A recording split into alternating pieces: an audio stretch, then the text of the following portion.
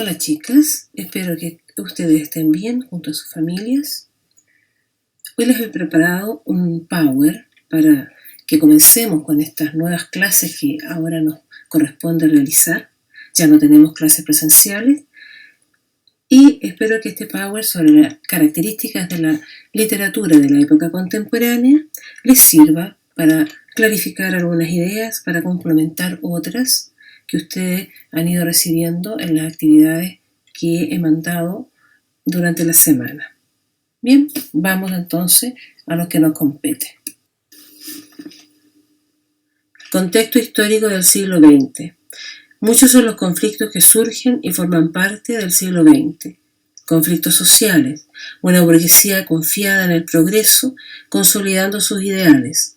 Por otra parte, las masas obreras, cada día más numerosas y opinantes, se organizan en sindicatos y luchan por mejorar sus condiciones de vida. En economía hay un gran desarrollo, hay nuevas fuentes de energía, crece el transporte y las comunicaciones, se inventa el teléfono, el telégrafo y también aparece posteriormente el automóvil. En lo político se gestan crecientes tensiones, los intereses contrapuestos del comercio internacional y los afanes de supremacía en el tercer mundo llevarán a las potencias europeas a la Primera Guerra Mundial. Después de esto, Europa queda muy debilitada. Posteriormente, la Segunda Guerra Mundial, con sus campos de exterminio nazi, la bomba atómica, terminan por destruir la confianza del hombre en la razón, en el progreso y en la superación del ser humano.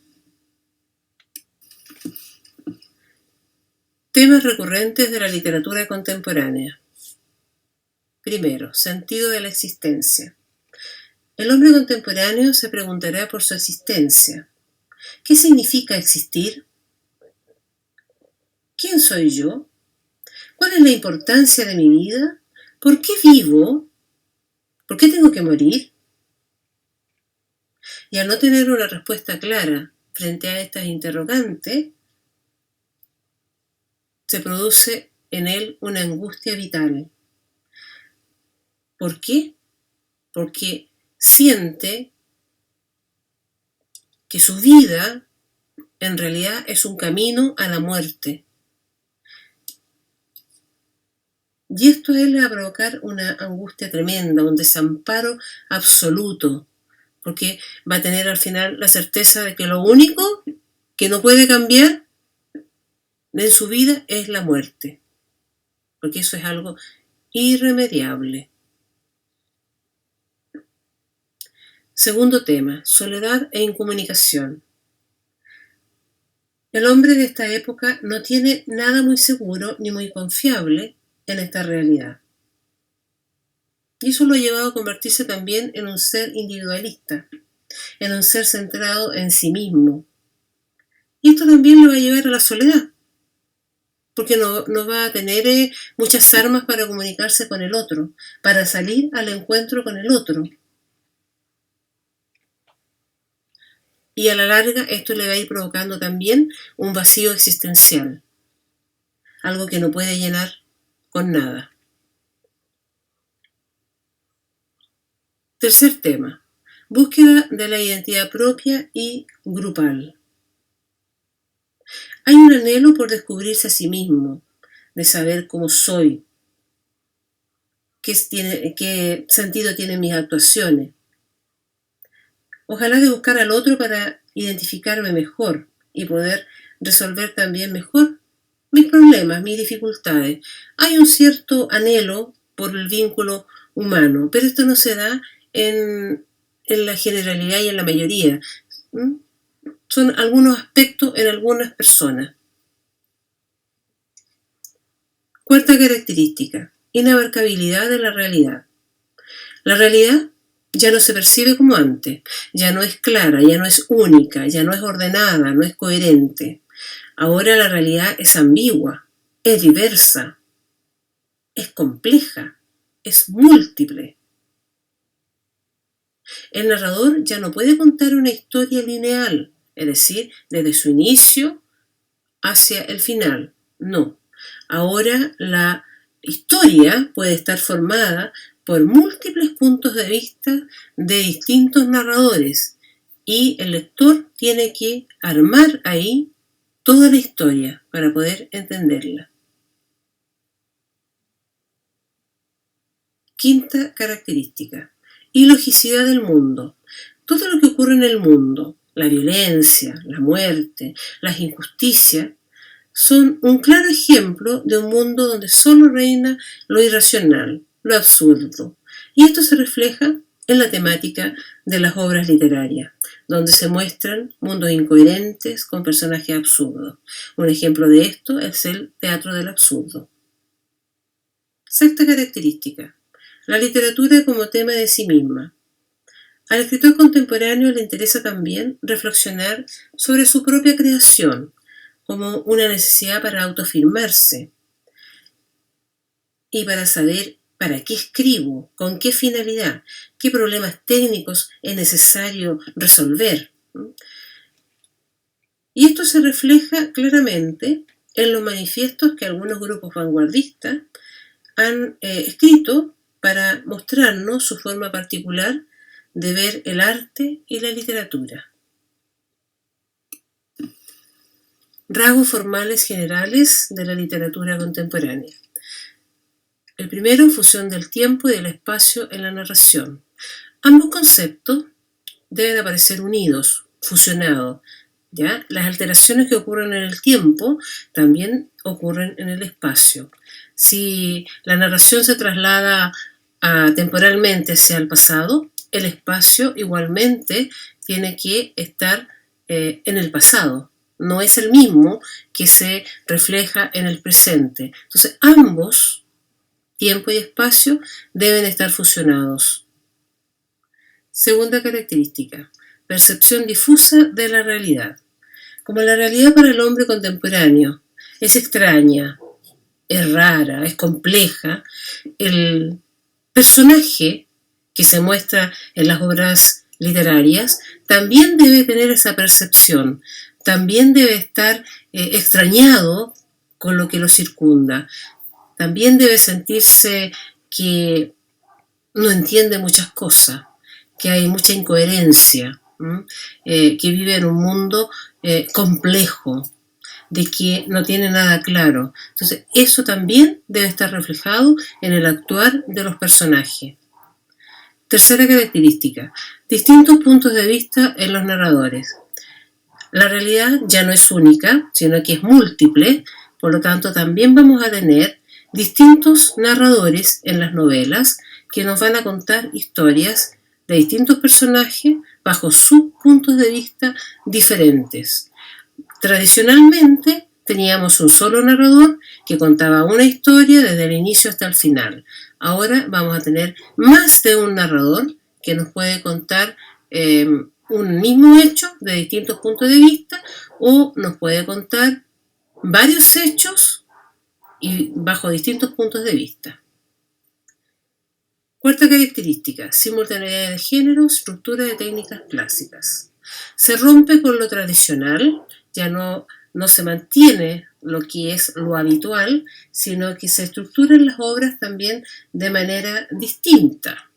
Por ejemplo, la narración aparece con características del género lírico, o aparecen mezclados a escritura y pintura, y puede aparecer la poesía visual, los caligramas. Aparecen narraciones con elementos poéticos, se utilizan conceptos y estructuras propias de la música. En fin, se rompe con lo tradicional. Siguiente característica: representación subjetiva del tiempo. Se rompe con la estructura cronológica del tiempo. Ya no hay un orden de, presente, del inicio, ¿no es cierto?, el medio hasta el final. Yo que estoy en el presente no puedo ir en la realidad mía, en nuestra realidad concreta. Si yo estoy en el presente, no puedo ir hacia el pasado, no puedo tampoco adelantarme hacia el futuro, porque en esta realidad concreta eso no es posible. Pero en la realidad del género literario, en este universo propio de la literatura, ahora hay alteraciones temporales y ahora se rompe esa estructura cronológica del tiempo y se ordena todo esto de acuerdo a la conciencia de los personajes. Un personaje puede contar su vida a través de numerosos saltos temporales que se van a estructurar a través también de diversas técnicas, por ejemplo, del flashback, del raconto y otras técnicas. Siguiente característica. El narrador omnisciente es reemplazado por un narrador de conocimiento relativo. En la literatura tradicional, el narrador omnisciente era quien nos relataba la historia, los hechos. Tenía un dominio absoluto del acontecer. Sabía el presente, el pasado, el futuro de sus personajes. Dominaba todo, absolutamente todo. La literatura contemporánea tiene un narrador de carácter objetivo, de conocimiento relativo también se lo denomina. ¿Ya? Es decir, un narrador que no sabe todo de los personajes, solamente conoce algunos aspectos, y desde fuera, nunca desde dentro. Entonces, el relato va a ser absolutamente diferente, nada que ver como era antes.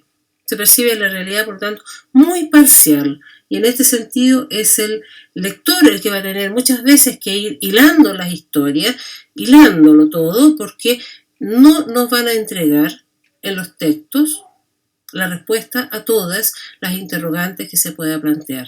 Uno tiene que muchas veces construir las respuestas.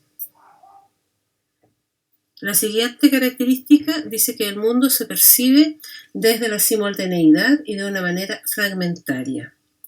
Esto significa que la historia de una vida puede ser la suma de hechos fragmentarios que el narrador va a ir alterando y va a ir colocando con distinto orden de aparición y en forma sucesiva, sin orden. Y el lector va a tener que ordenar el acontecer, ¿ya? Y los instantes, la historia, los pequeños trozos de historia del personaje van a ser instantes que se suceden uno tras otro. Pero no necesariamente van a estar ordenados y van a ser coherentes uno con el otro, sino que seguramente van a estar en forma desordenada. Pero esta incoherencia aparente es solo para demostrar que la realidad no se puede abarcar en un solo capítulo, por ejemplo, sino que es una suma de muchas realidades.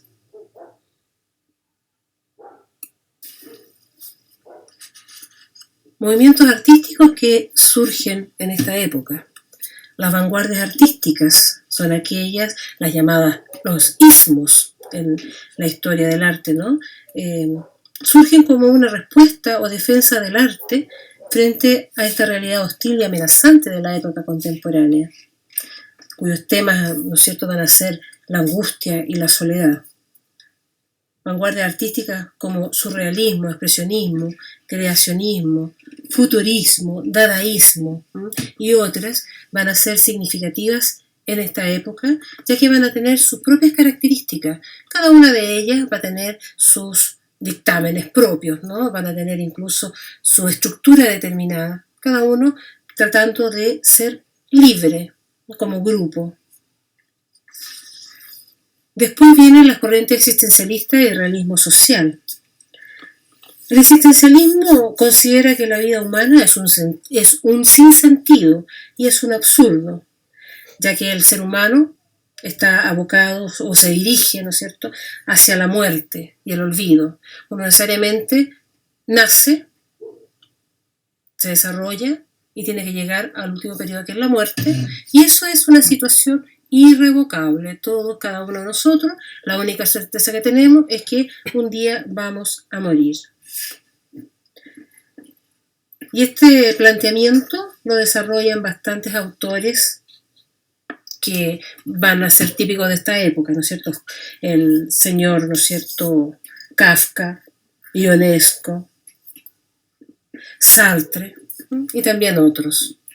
Y también se habla de un realismo social, en el sentido de que hay obras que se configuran gracias a la crítica social, ¿ah? Se muestra y se enjuicia los problemas que presenta la sociedad y se los destaca, ¿verdad? Para que a lo mejor el ser humano pueda darse cuenta de los errores que está cometiendo.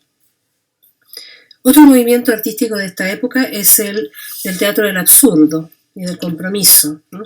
Un teatro en donde el sinsentido, la ilogicidad del lenguaje, ¿no? Son características típicas y propias de él. ¿Para qué? Para mostrar la angustia y la soledad del ser humano. La incomunicación es un tema recurrente aquí en este teatro. Incluso aparecen el texto, los personajes hablando con palabras incoherentes, con palabras sin sentido. Incluso algunas palabras son inventadas, ¿ya? Son nuevas, no existen en el diccionario. Todo para indicar la incomunicación que viven los personajes. Algunos inventan situaciones en las cuales, ¿no es cierto?, tratan de comunicarse, pero al final uno entiende y se da cuenta de que la comunicación no es posible. Autores que han desarrollado estas ideas son Ionesco y acá en Chile Jorge Díaz, para mostrar, ¿no es cierto?, lo absurdo de nuestra condición humana. La literatura fantástica y de ciencia ficción también es típica de esta época que se ha desarrollado muchísimo, ¿verdad? Porque trata de mostrar temas que son diferentes y actuales, absolutamente distintos a los que se podrían haber desarrollado en la época anterior. La ciencia ficción, sobre todo, ¿no es cierto?, aborda los miedos que provocan en el ser humano el gran desarrollo tecnológico que estamos teniendo. Y se ve perfectamente ahí cómo la insatisfacción humana se va provocando y va surgiendo y se va generando por el mal uso que se le pueda dar a la tecnología. Y ese es un tremendo miedo, un tremendo susto que cada uno de nosotros podemos experimentar en estos momentos, porque ya que estamos viendo muchos avances tecnológicos hoy en día. Tan solo en la robótica están apareciendo muchas creaciones nuevas que realmente sorprenden. Autores importantísimos de esta corriente tenemos a Aldous Huxley, tenemos a Orwell, tenemos a Bradbury, en libros que ustedes han leído otros años. Mundo Feliz, aquí presenta la manipulación genética, ¿no es cierto?, sustituyendo a lo que es la concepción, la procreación natural que corresponde como ser humano. En 1984, aquí el Gran Hermano vigila y controla desde los medios de comunicación a todas las personas, a toda la sociedad. Entonces, todas estas cosas nuevas que van surgiendo, la tecnología, ¿no es cierto?, la ciencia, las comunicaciones, cómo se van transformando en esta época y se transforman en aspectos que son opresores del ser humano, en vez de ser liberadores, en vez de ayudarnos a solucionar muchos problemas, no, nos coartan. En la obra de Bradbury, en Fahrenheit, por ejemplo, la palabra escrita está prohibida. ¿Por qué será? Porque la palabra escrita, ¿no es cierto?, la palabra en sí comunica, la palabra en sí encierra muchos significados, entonces hay que destruirla, y por eso se quemaban los libros en esa obra. Sigamos al próximo. Sigmund Freud, padre del psicoanálisis, de gran influencia en las artes y las letras de la época contemporánea. Freud, a través del psicoanálisis, nos muestra cómo afectan los impulsos irracionales el comportamiento del ser humano, cómo afectan a su personalidad. Dice Freud, el hombre está orientado hacia la búsqueda del placer, pero esto choca con la sociedad y la moral y acaba siendo reprimido y sepultado en el subconsciente. Esto provoca la frustración que lleva a los seres humanos a la angustia, tema recurrente de la época contemporánea. Sus teorías son la base del surrealismo y el dadaísmo. Sus estudios sobre los sueños han servido para que muchos artistas hayan creado pinturas basadas en los sueños. Por ejemplo, Salvador Dalí tiene muchas obras de carácter onírico, figuras irreales, imágenes fantasmagóricas, ¿no?, producto de los sueños. En la literatura, el sueño aparece en los relatos oníricos. Tal vez en algún episodio de la infancia del ser humano, aparece en la adultez a través de un sueño. Y eso tal vez explique el comportamiento de algún personaje en alguna obra determinada, ¿no? Y eso estuvo oculto y en algún momento aflora al consciente y podría estar explicando alguna reacción, algún comportamiento que haya tenido ese personaje en el momento en el cual ha ocurrido el sueño, por ejemplo. Por lo tanto, las teorías de Freud han sido muy significativas para la literatura contemporánea.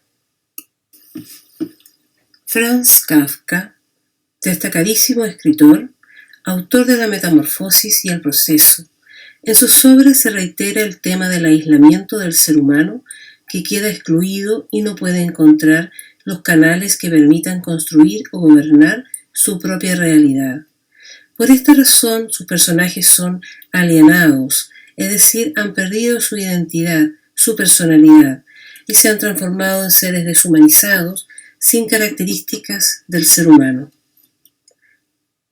Otros temas recurrentes de sus obras han sido el desamparo, la angustia, la frustración, la soledad, la vida inútil, los conflictos familiares. En sus obras podemos encontrar muchos problemas entre padres e hijos, ya que él también en su vida personal tuvo muchas dificultades con su padre, un padre muy autoritario que lo ha marcado en su vida y lo ha reflejado en sus obras. Tan importante ha sido Kafka que incluso podemos, hasta el día de hoy, utilizar el término kafkiano para referirnos a situaciones insólitas por lo absurdo y angustiosas. Sus obras han inspirado a muchos escritores, por ejemplo, Camus, Sartre, Jorge Luis Borges, Gabriel García Márquez. Ha sido este un gran escritor que ha reflejado 100% las características de la época en que le ha tocado vivir. La última diapositiva muestra dos imágenes típicas de la época contemporánea. En el sector izquierdo, El grito de Munch. En el sector derecho, Guernica de Picasso. Muestran temas recurrentes: angustia, sufrimiento, dolor, desolación ante la muerte. El cuadro de Munch aparece una figura principal emitiendo un grito destemplado. La naturaleza como que colabora con esta sensación de angustia y desolación y vibra y tiene movimiento. Por otra parte, el cuadro de Picasso también refleja horror, angustia. Tenemos figuras que hay desmembradas, figuras humanas que están cortadas, figuras de animales, lo mismo. ¿Para qué? Para mostrar el horror ante la guerra. Picasso realizó esta obra importantísima para mostrarnos el horror de la Guerra Civil Española. Y bueno, aquí hemos finalizado esta presentación. Espero que les hayan quedado más o menos claras las ideas desarrolladas en esta oportunidad y que ustedes van a tener que reflejar en posteriores análisis de obras que tengamos que ir leyendo y analizando. Las temáticas son repetitivas, no va a haber nada nuevo ni diferente. Lo que se ha explicado aquí en teoría debe aplicarse en la práctica. Y bien, esperemos que nos veamos próximamente. Cuídense, protéjanse. Adiós.